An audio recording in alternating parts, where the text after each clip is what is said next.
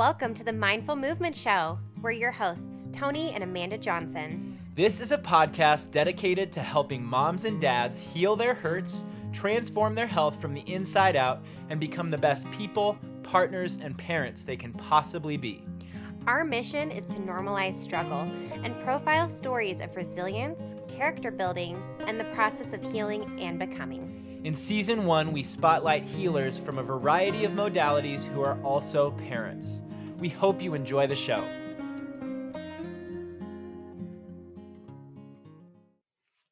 Greetings, Mindful and Fit fam. Thank you for listening to the Mindful Movement Show. On today's episode, we are so grateful and excited to welcome Elle Black. Elle is a mother of 2 littles and a mentor to stay-at-home moms. Her mission is to help other moms become obsessed with their lives by creating more fun, ease, fulfillment, and presence as they enjoy time with their littles. She also helps moms work with feelings of guilt, overwhelm, offers tools and strategies to help them feel less stuck. She does this by helping moms show up for themselves so they can be the best version of themselves with the people they love most. In today's show, we'll spotlight Elle's wisdom, which springs from her life experience, talk specifically about people-pleasing, expression of emotions, doing the inner work to overcome shame, and the ways in which mindfulness can help us notice our emotions without attaching to a specific one for too long. Welcome to the Mindful Movement Show, Elle. It's our pleasure to have you on today. How are things in Southern California? They are awesome. Thank you so much for having me on. I'm so excited to be here and chat with you guys today. And all is great out here. Good. We miss it. Yes. Where are you guys now? We're up in Northern California, up by Tahoe, Okay. in between Sacramento and Tahoe. Yeah, but our Gotcha, firstborn we had down in San Diego, and Okay. definitely love the weather down there. It's so nice. It is. Yeah. This time of year especially is my favorite. Like the sunny, but starting to feel a little crisp and fall air. So yeah. Yes. Yeah, we used to call like the period between Labor Day and Thanksgiving like summer number 2 because all of the tourists would leave and you actually got to enjoy the area. Yeah. Yes. It's like, okay, we got our home back. Yeah, you can like find parking and all that good stuff. Yeah.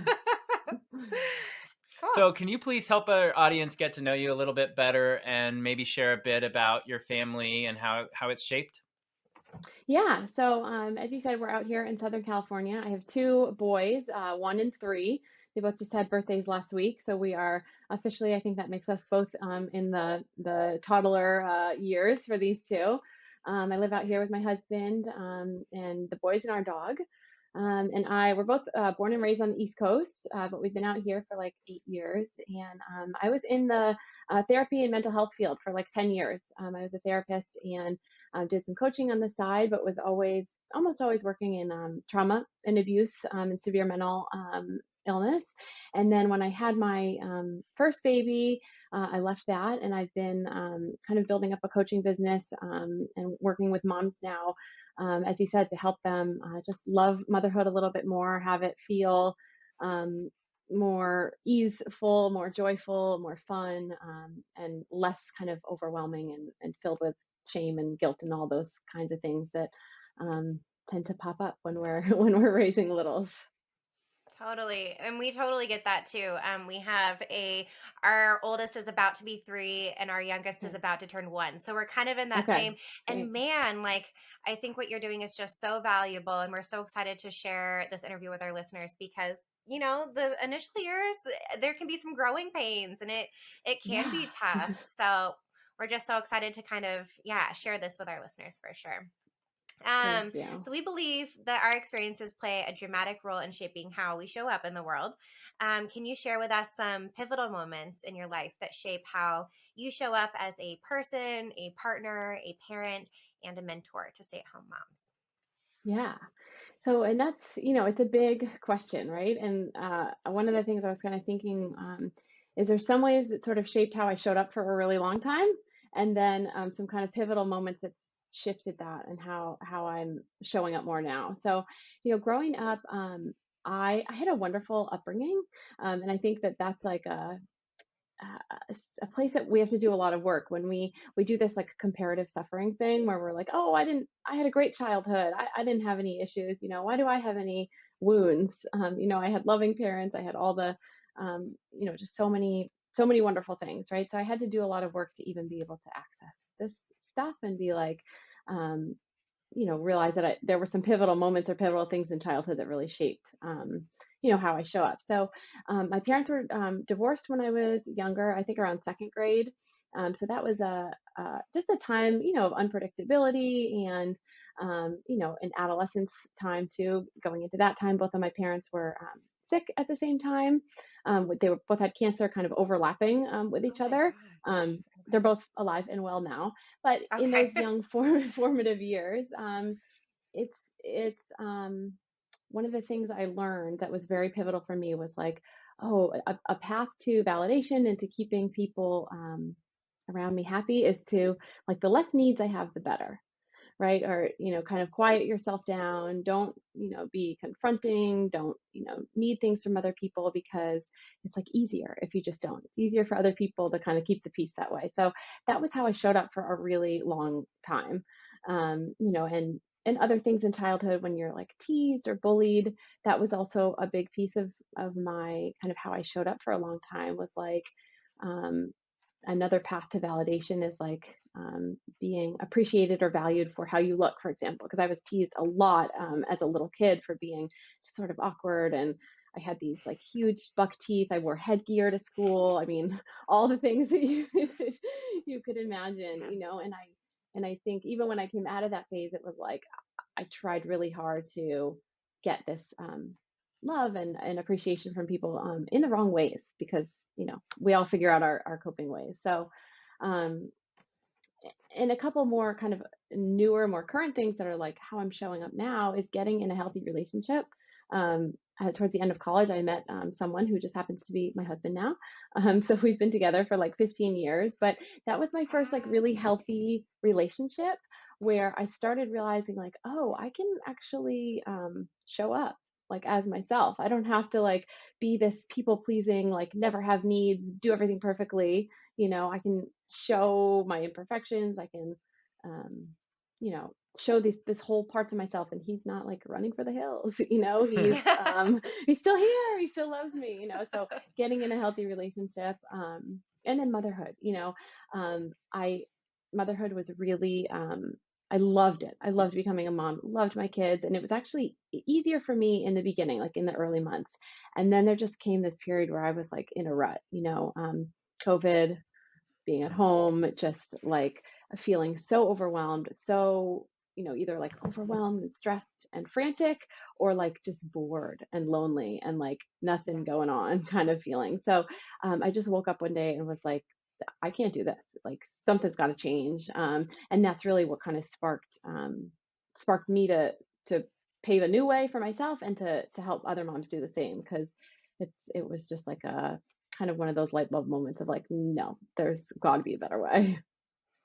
You totally. spoke to so many nuggets of wisdom that we'll Yeah. unpack there.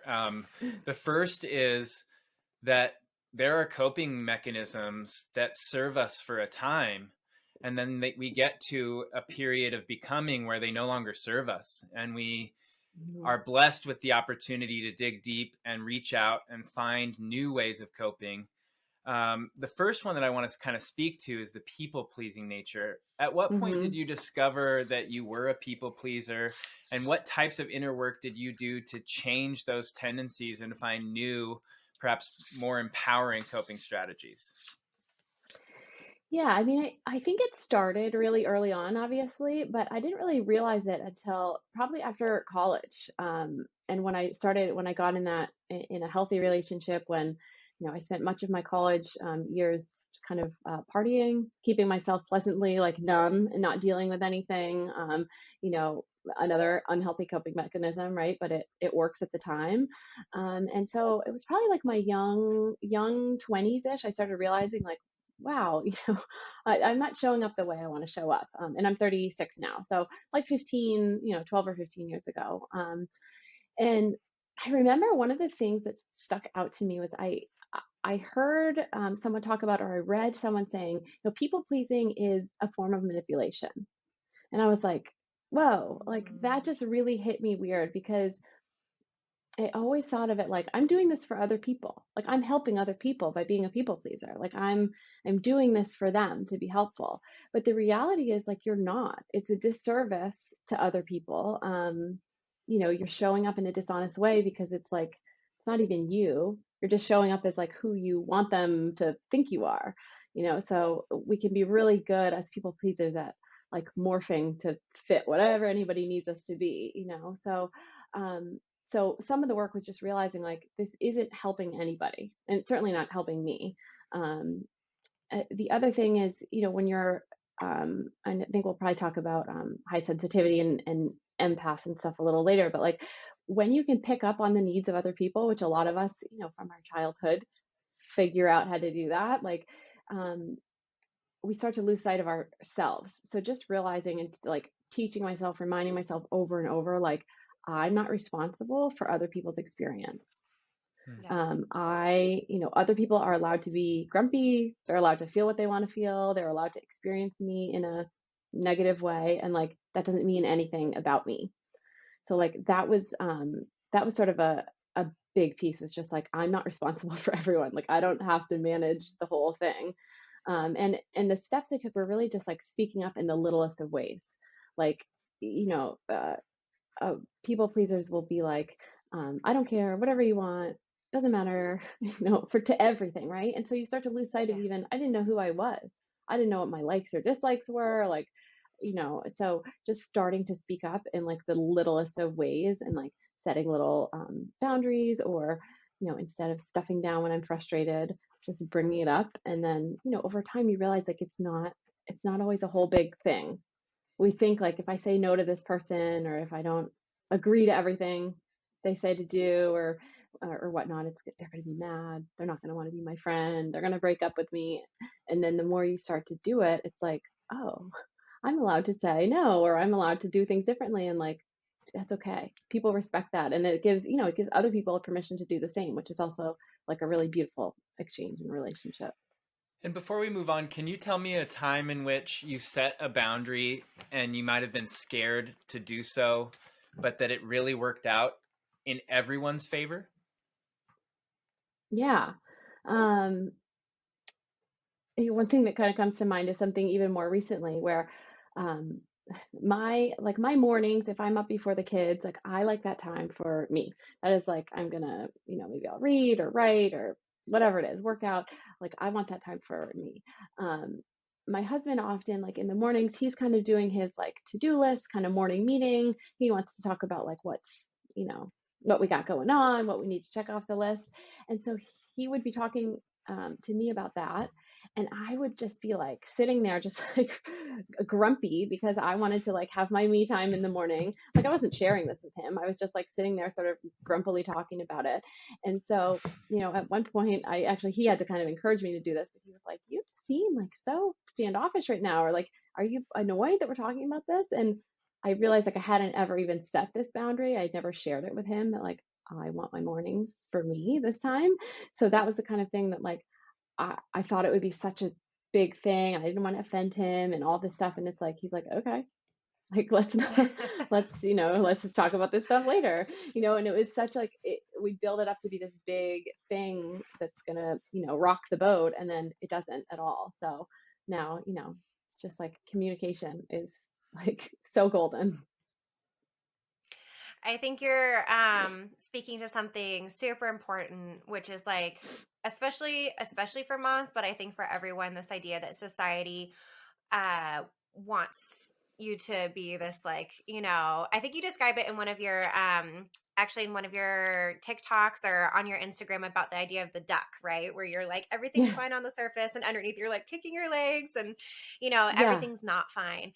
And this Right. idea that I think, especially, I can only speak to experience as a woman. I mean, maybe you feel something different, but it's like this idea that like everything needs to look perfect and everything needs to be fine. And we do have this like external influence of like this stuffing. And so I think it's really Oh cool my gosh. Yeah. that you have gone through this process, it sounds like, of like reclaiming your own power. And it sounds like you're also helping other women kind of reclaim their power too. And power doesn't have to be something that like by me having mine, I'm taking away yours either. We can both Hmm. have our own power. So I think it's wonderful that you're doing that. And before you ask the Yeah. next question, if you don't Yeah. mind, I want to applaud the idea of setting boundaries can help both people coexist in a relationship with more ease Mhm.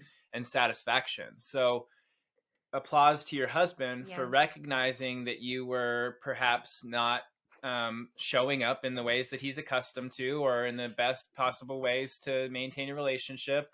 And then applause to you for having the courage to be able to say, you know what, I haven't said this, but I am feeling it. Because one of the things we Mhm. talk about often is I'm not a mind reader. Yeah. Like I would love to be able to read your mind, but I can't.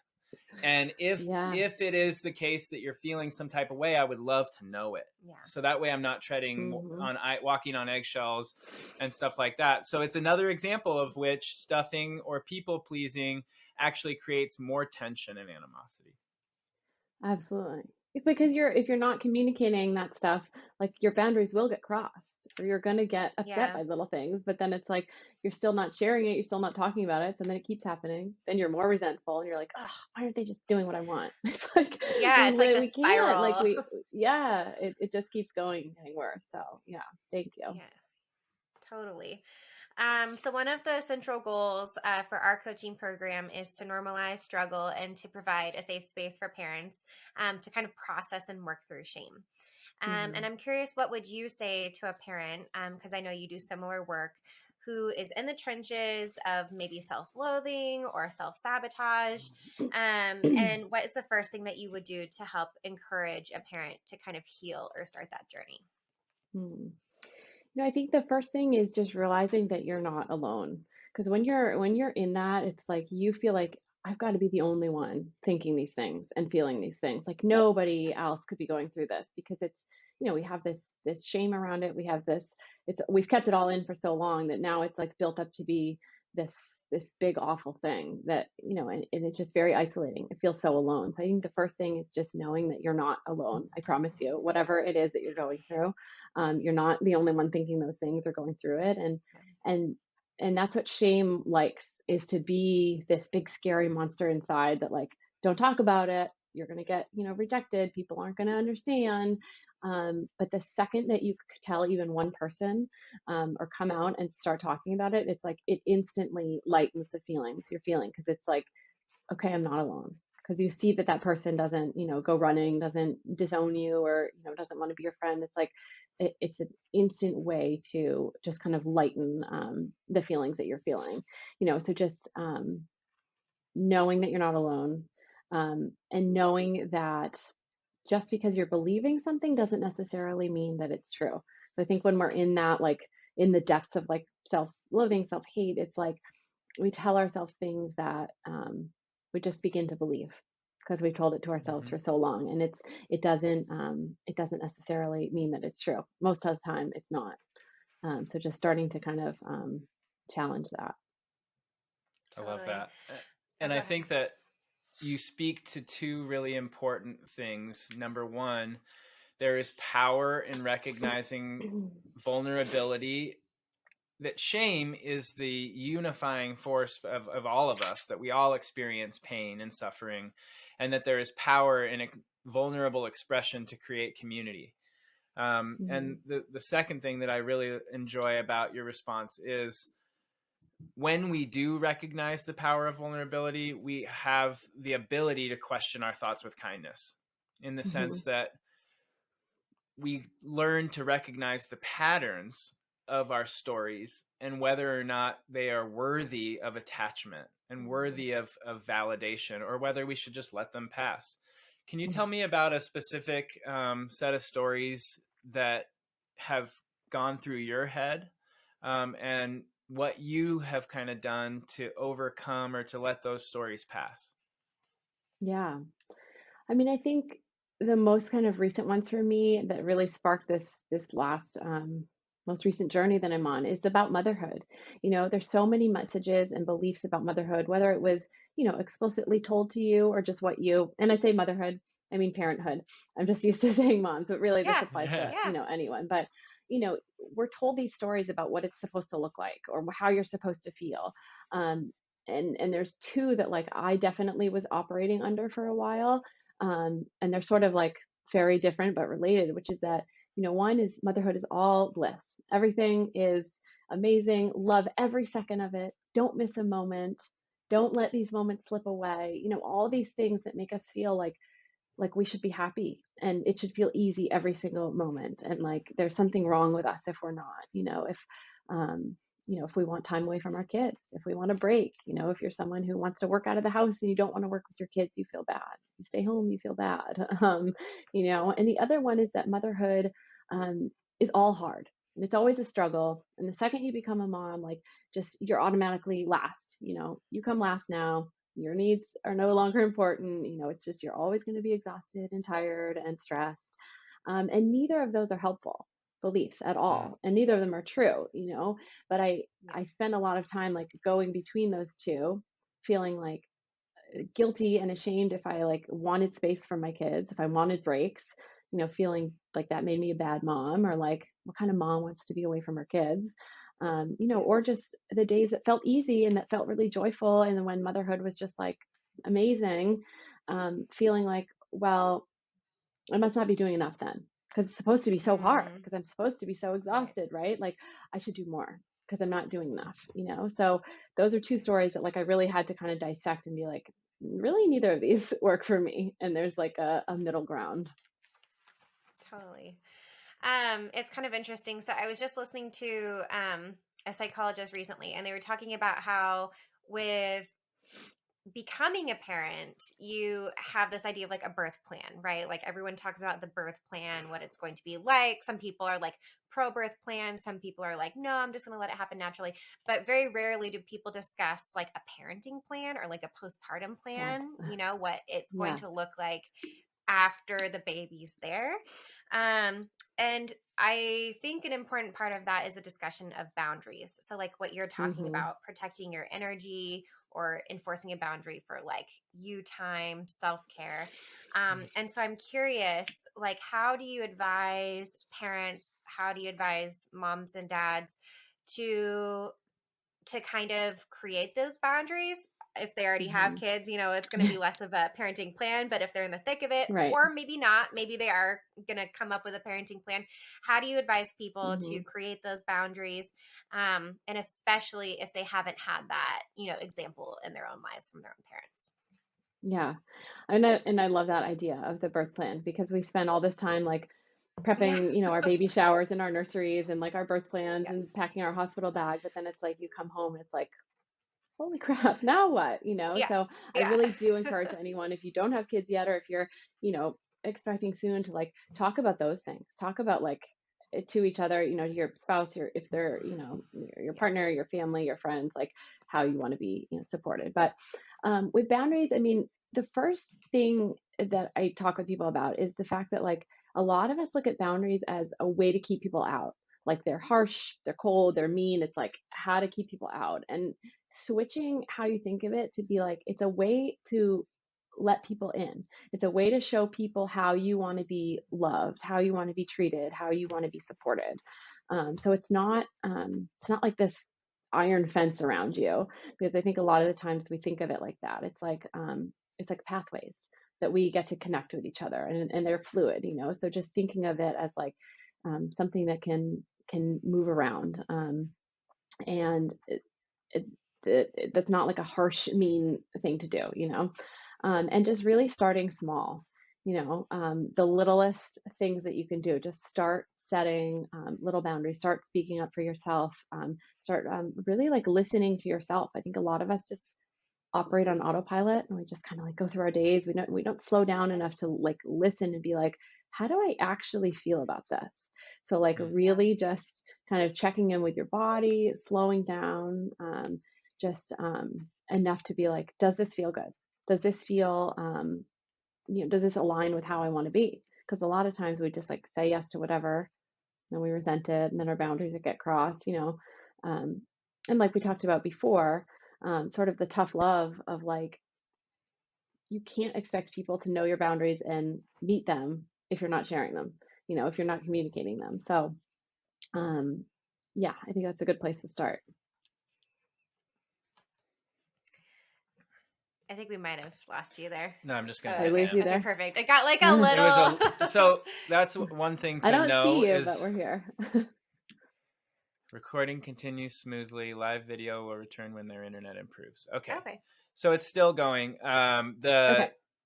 the nature of this recording is that we are able to see each other live, but it's also uploading to both of our devices. And Oh, sometimes gotcha. this is the first time I've ever had this happen, where it's still Okay. recording you, but there's not enough internet power to also show the live video. But I already Hmm. hit Okay. M. I'm going to hit M one more time for another clip. This is going really, really well, by Okay. the way. I hope you Yeah. feel the same. Thank you. Do you want me Yes, to I kind of do. jump in real That's quick? great. Yeah, you were Okay. I was asking hitting. to, yep.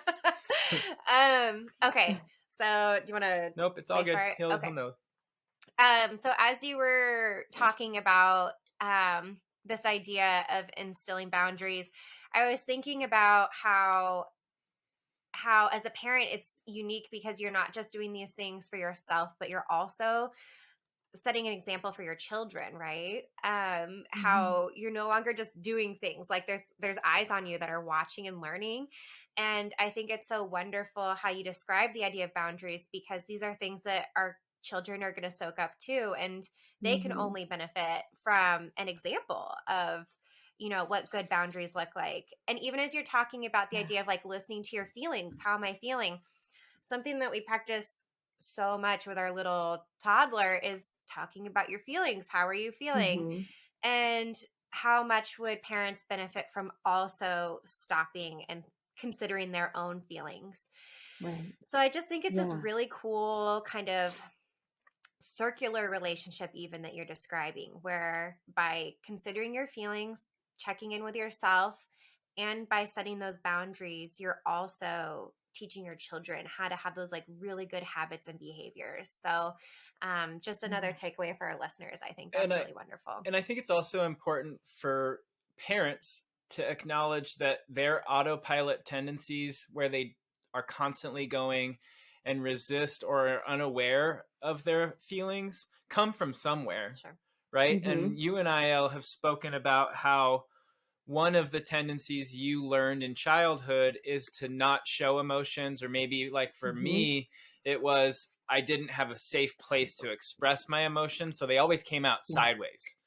Mm-hmm. And the quote you used was, "All feelings are good feelings." Can you kind of talk Hmm. about that realization and maybe how Hmm. you came to understand that reality, and how maybe you work with that with your kiddos? Yeah. I mean, I think that we either it's shown to us or people, what we see around us as we're growing up, right? I never really there's like the bad emotions, right? The bad ones, anger, the bigger ones that people see as negative, and then there's the really good emotions that we should all be, happy and peaceful and calm and easygoing. And so I think, like you said, like we develop these coping skills, and we start to just feel like some are better than the other. And so I like anger for me, for example, was like that was not even in my emotional repertoire. Like I never ever ever got angry. Like I mean I did, but I never ever expressed it. It was so Yeah. stuffed down in there. And so over time, decades of doing that, like I had a lot of anger built up inside. And then, it comes up um in when it finally does come out, because of course it does, then it's like big and scary. And that just like reinforces my belief that like anger is too big and too scary and it shouldn't come out. So Sure. just understanding that like it's just a spectrum of emotions. And so if we Hmm. can not be scared of certain ones, if we can not like look at shame as this bad awful emotion, or anger, or jealousy, or any of these things, they're not bad. It's just a feeling. It's just part of the human experience. So it's just like you're just a human being feeling things. And it's like if we get curious about it and just kind of say like like that's interesting, I'm feeling really angry right now, like where is that coming from, and we kind of like look beneath it. It's so valuable, like there's so many gifts in that, because it usually kind of touches on these areas that like that area needs a little bit of love. Like maybe that's something that I still need to tend to, because instead of we're so quick to be like, you know I shouldn't feel angry right now, or shame is icky. I don't want to feel that. So I'm going to stuff it down. Or like, jealousy is an ugly emotion. But like instead, just get curious about it. Just notice it. Allow yourself to like feel it, which doesn't always feel good, right? Especially if you're like in the beginning stages of like just learning to kind of feel your feelings. Like it's not always comfortable, but you can sit in the discomfort of it and be okay. And it's so much more valuable. It's such a good way to love yourself is to just like know that you can sit through this discomfort of like being angry with someone, and then it goes away. I think there's a statistic that's like if you just let yourself feel a feeling, I think it's like 90 seconds most of the time. That's like how long it Yeah. takes to process it and let it, work its way through. Not that it's going to be gone, but like it's not going to take you over forever and take you out, Um, Yeah. but we're just so quick to be like, oh, I feel that. I should be happy. Stuff it down. It's like it's bound to come out. And I'm so glad you mentioned the 90-second rule. And it is that our bodies only process stress hormones for 90 seconds. Okay. And then the rest is when our minds attach to the stories. And I Right. think you're Yeah. speaking to something that is so powerful that everyone needs to understand, that our society teaches us that our emotions are something we need to hide, or that we need to numb, Yeah. or that we need to escape Mhm. from. And in Mhm. reality, that's what's causing an opiate crisis. That's what's causing people to isolate themselves in their holes, watching each other watch each other display this fantasy life on social media. Yeah. And authentic conversations like these, where we can talk about, okay, number one, feelings do exist and they're not good or bad. Mhm. Number two, Mhm. they live in our bodies if they're not expressed or released, right? Yes. So Yeah. I don't know if you work with somatic experience or the ways in which our bodies hold on to trauma Mhm. or stress, but the reality is that our enteric nervous system in our gut processes and holds on to a lot of these experiences. Do you notice that for you Yeah. at all, that your body has a way of holding tension? And what do you do when you Yeah. notice that you're holding on to something for too long? Yeah. Yeah. I mean, I think it's so important that you bring that up to like so many people. I mean, I don't have an exact percentage, but so many of the people that I work with that I see, just moms that I talk to, um, have some kind of a physical ailment too. Some kind of like something that's Yes. been bothering them for so long. Like I know I had Yes. gut issues for years, like all sorts of stuff. And I went to all the doctors and had all the tests and it was all kind of inconclusive.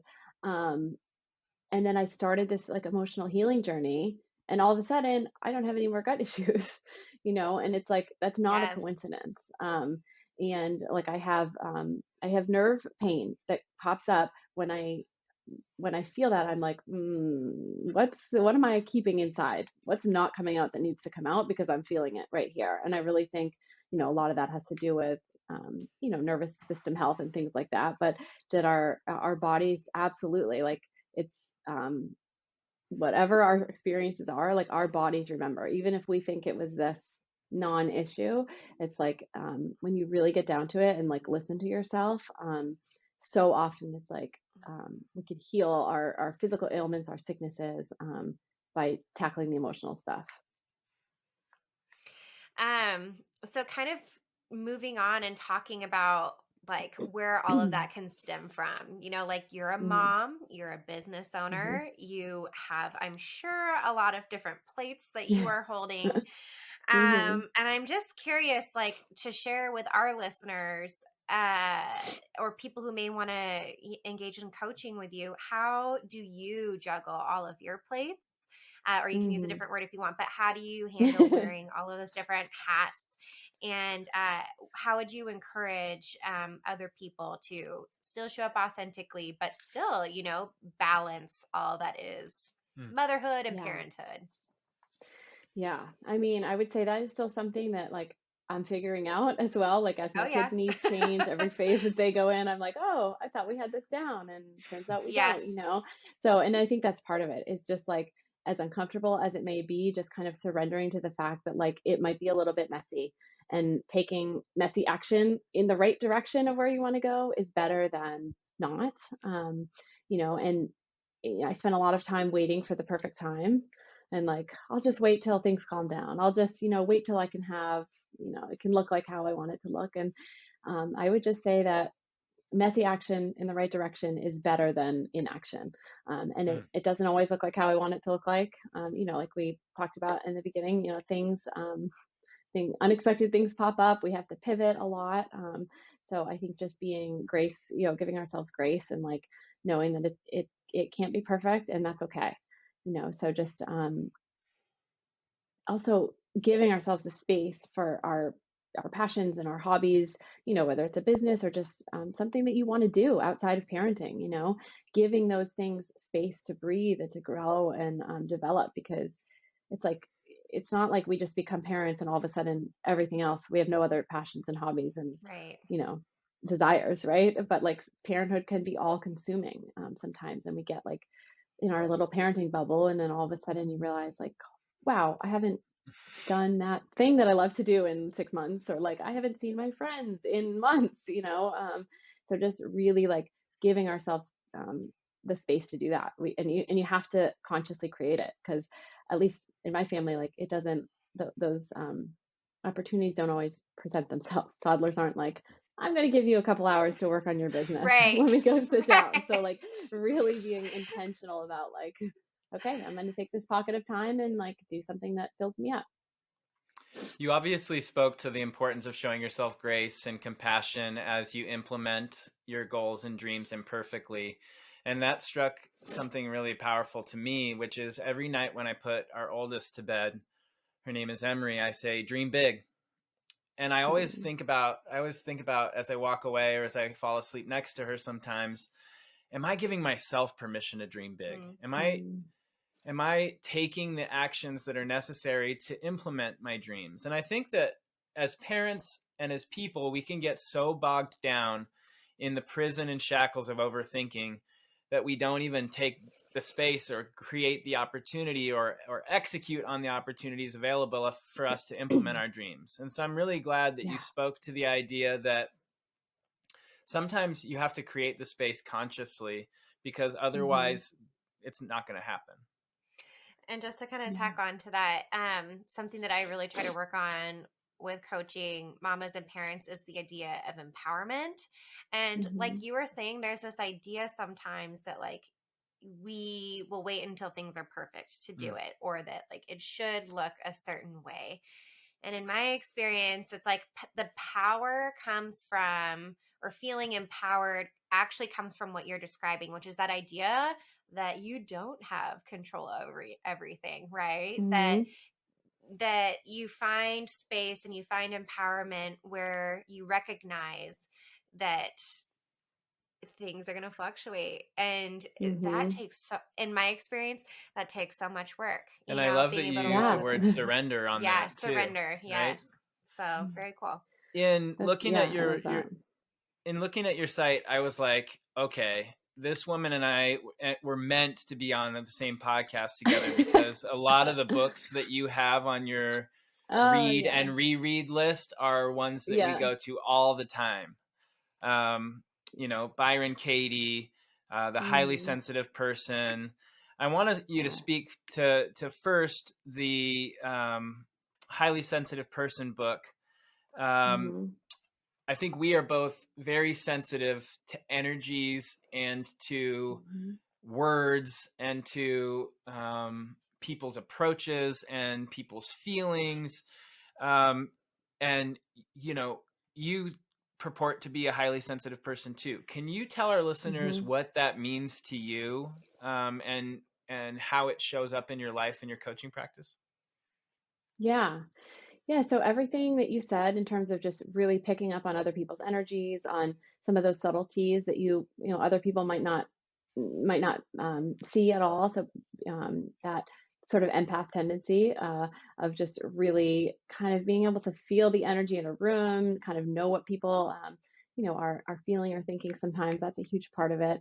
Um, Highly sensitive people, it's a genetic trait, and it's like 15 to 20% of the population. So people who have a highly sensitive nervous system, so we're taking in so much from our environment. We're picking up on all the different things and kind of taking it all in and processing that really deeply. So we tend to be like deep feelers, deep thinkers, big emotions, creative, empathetic, like I said. And those are all really beautiful gifts. It also means that because we're taking in so much, we're more prone to burnout, overwhelm, overstimulation, all those things, because our brains are working really, really hard. We need alone time to recharge, all those things. So in parenthood, when we think about some of the struggles of highly sensitive people or some of the challenges, those are things that are present sometimes all day, every day in Mm. parenthood, right? The stimulation from kids, the noises, much less downtime, lots of people's, energies around you to pick up on. So it just can be really challenging. It's also really beautiful. I think HSPs make some of the best parents. I think we're very, very attuned to our kids, like you said, picking up on energies. We're very, creative. We love all, the emotions. Generally, I see, highly sensitive parents are like very encouraging and open to the emotions of our kids. Yes.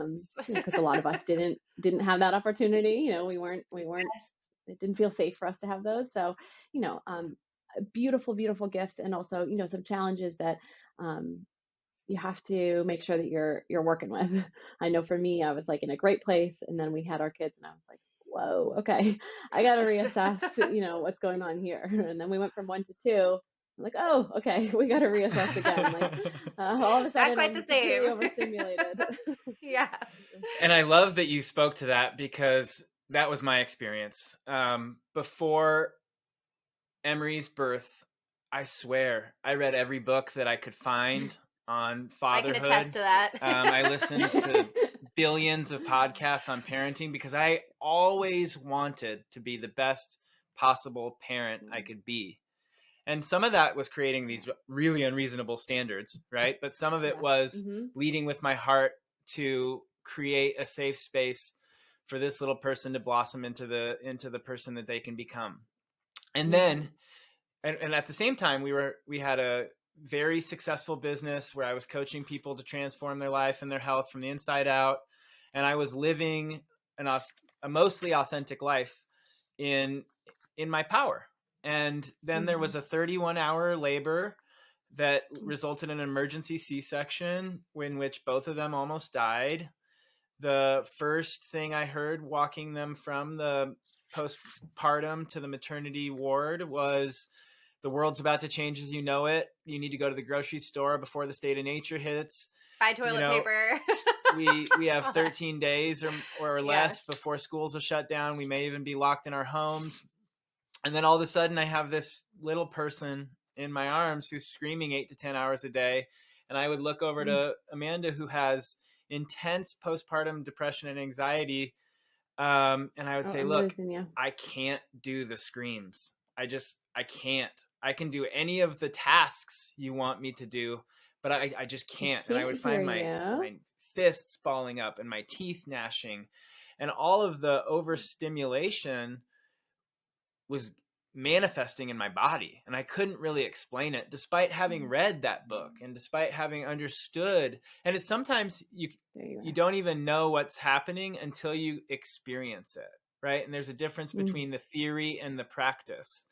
And I love that you were able to say that you're never fully evolved, right? You're always going to have to meet the moment where it is and adapt accordingly, right? Mm-hmm. Whether it's having Yeah. one or going to two, Yeah. Thank you for sharing that piece of your story. It's parenthood's becoming a parent is hard enough, as it is. And to add in all those other layers is just, it's incredible. It really just kind of shows how we've got this like parent power inside of us, that things that you would have never thought you could have made it through. And it's just, I like that, by it's the way. incredible. Parent power. Like, yeah, we got to let's get that on t-shirts and coffee mugs. I love that. All like right, new let's do it. superhero, Marvel. We'll sell it to. Yes, it is. I mean, like, how many times have you thought, like, there's no way I can make it through this phase? Or like, I Right. can't do one more day of Right. this. I can't have one more sleepless night. And it's like, you do it. You somehow, it's like, Parent power. it's in there. Yeah. Summon the parent power. I love it. I like it. So when did you discover that you were highly sensitive and have empathic tendencies? And you kind of spoke to the fact that becoming a parent helped you hone that. But were there other Hmm. experiences that helped you maybe reframe it from being something that held you back or took your energy to something that is a superpower that just needs honing?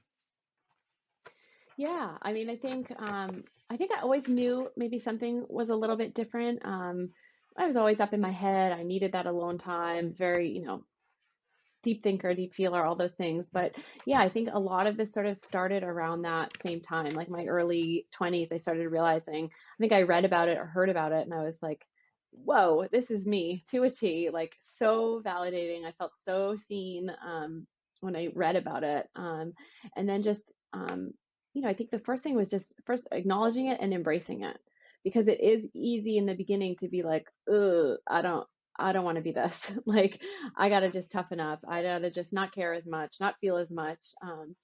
So just looking at it a different way, just really embracing it, having good boundaries, which, like with everything, need to change and develop and kind of morph over time, but being mindful of my boundaries and finding community too, connecting with other people who are highly sensitive because it's rare in that it's only 15% of the population, but it's so common in that 15% of the population is a lot of people. So Yeah, there's huge communities out there.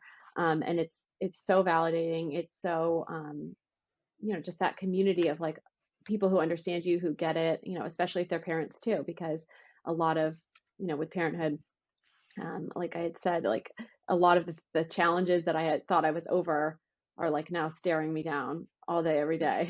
Like, trying to uh, make sure that I don't now fall back into like that overstimulation, overwhelm, all of that. So, yeah. totally. So having a better understanding of kind of, where you have come from and some of the tools that you use, I'd like to pivot a little bit to Mhm. talk about, your coaching and mentorship programs for listeners who might be interested. Yeah. So, what does the structure or flow of your mentorship look like? And maybe you can also speak to who's it meant to serve? Yeah, so I have just individual mentorship right now, and I have either a Voxer only or a Voxer plus calls mentorship. So Voxer, for anyone who's not familiar, is kind of like a walkie-talkie app. So you're able to record yourself, and you can type or text as normal, but it provides this really awesome kind of ongoing conversation. For months. So it's a 3-month mentorship. So instead of just kind of keeping everything in for a week and having a session once a week, we're able to really go back and forth, and it's much more kind of in the moment, so you can integrate what we're talking about into your life, and it's like a back pocket resource is kind of how I think of it, because it's there throughout the week. You could check in with whether it's guidance questions or you have like, what would you do in this situation? How do you handle this? Here's what I'm struggling with. It's also like celebrating wins, and just those little accomplishments, those little wins throughout the week that are so huge, but we often don't have anywhere to kind of go or talk about those things, and someone to be there to support you when it feels like everything is falling apart. And I've been there. I've felt all those things. I've walked that path. So it's just a really beautiful connection and sisterhood and support.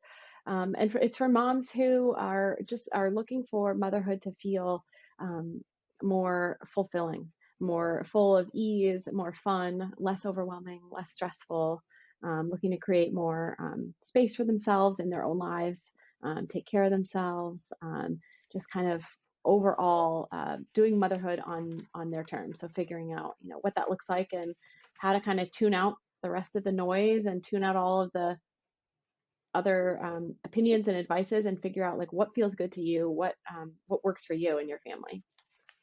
I love that. Yeah, that's amazing. Um, and can you share some of the highlights that you've helped clients achieve? Maybe you have some epic stories of transformation that you've helped facilitate or some reframing. Share some Hmm. stories of your coaching practice that you'd like to highlight. Yeah. Yeah, I can share a couple that I think would be sort of helpful takeaways that could be actionable, for anyone who's listening right now. Um, One of them that was a really huge moment is coaching someone through overwhelm, and the understanding that overwhelm is often a choice, which can be a really confronting thing because a lot of the times I think we are like, well, it's not my fault. I have all these things going on, and Right. so to say that overwhelm is a choice is, can be hard. But most of the time, I find that overwhelm is because of the pressures that we're putting on ourselves, because of this like urgency that we put on so many things. Everything has to be done right now.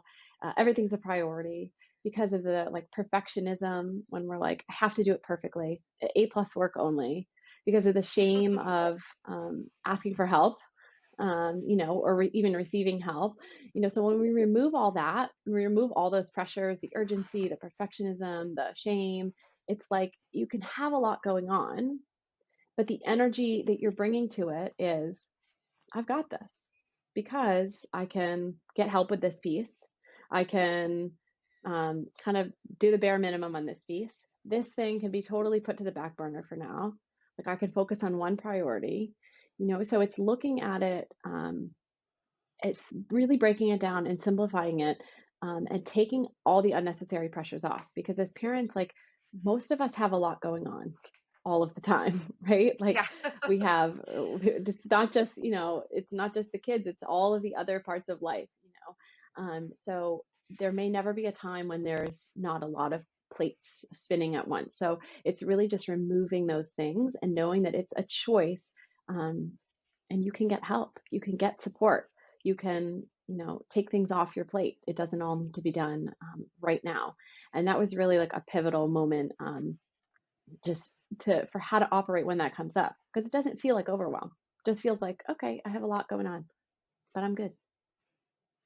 Yeah, and something I Um, thought about when you were describing your mentorship program, not from my subject position, is a lot of the dad groups that I'm in, or a lot of the personal development pages that I follow, uh, a dad or a man might underestimate what it means to be a stay-at-home parent or stay-at-home mom.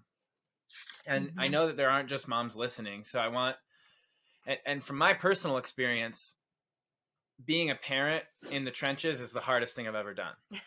It's also the most Yeah. rewarding, True. but it's the hardest thing I've ever done. And what I like to say is, anyone who discounts the labor that goes into being a stay-at-home parent clearly has never been a stay-at-home parent. But I'm Yeah. curious, what do you tell moms who experience backlash or judgment or criticism or belittle or are being belittled by their partner? Mm. That's so it's so like painful when that's happening. It's so painful to hear because once you have been in it and you know what it's like, I agree with you. It's absolutely the hardest thing I've ever done. And I think, one of the things is just is valuing ourselves, because I think a lot of times we're not appreciating ourselves even for it. And while other people may not be, it starts with us too. And knowing that the work that we're doing is so, so valuable. And a lot of moms will say, but like, what am I really doing? It's not like this purposeful work, right? I'm not doing anything. I'm not accomplishing anything. By the end of the day, there's nothing I've really checked off the list. But the work of creating a home that feels safe and predictable, and all the little things that we do, it's like all the invisible things um, create like a world that feels so loving and safe to your kid. And that's, I mean, what work is more important than that? And it's so incredibly valuable, to look at yourself in that way. And just, one of the things that I really shifted was really starting to just look at myself like I am a rock star. Like I am a really good mom and Yes. this is really hard Yes. work. Instead of like, Yes. we focus on like the stuff they're missing or messing up all the time, right? And Mm, we do that a lot, but like if you can shift it and just be like, look at the things that I did today, you know, Yes. it's a lot. And just taking that like attitude, even if you don't really feel it or believe it yet, just being like, I am an amazing mom. This is really hard stinking work and I'm still doing it, Yeah. even though it's hard and Yeah. I'm exhausted. Yeah. And like that is um like that's huge. And the more that you feel it in yourself, other people will see it. And I think sometimes, they until you're in it, you don't understand how hard it is. But Hmm. the more that you can value and appreciate yourself, like that spreads and that shows. Truth to power. I love that. Yeah. And I guess if someone's in that type of situation or another type of painful situation and they feel afraid to reach out, what would your advice be to them? Hmm. You know, I think that in those moments, and I've been there, I've been in that kind of like when you're hurting and you're in pain and you're afraid to reach out. And I ask myself, and I tell people to ask themselves, like, is the fear of reaching out, is the discomfort that may be, is that bigger than the fear of staying the same? Mm. In other words, if you are feeling the same, if you're hurting the same and struggling the same ways in 3 months, 6 months, a year, is that, is the fear or the discomfort of reaching out really bigger than the fear of feeling the same way for however long? And that's really most of the time I find it isn't. People are like, no, the fear of staying the same or getting worse is way scarier. That's way, just feels heavy and awful. And, the idea of reaching out and getting help, like it's a somatic check almost. And I do this a lot with a lot of, decisions or things I'm waffling with is like, does it feel, when I think about changing or reaching out for help, it often feels maybe a little nervous, but like it feels expansive. It feels like lighter. I feel this possibility, and my body is like, okay, like that would be amazing, right? Still, maybe some nervousness, but like it feels good in my body.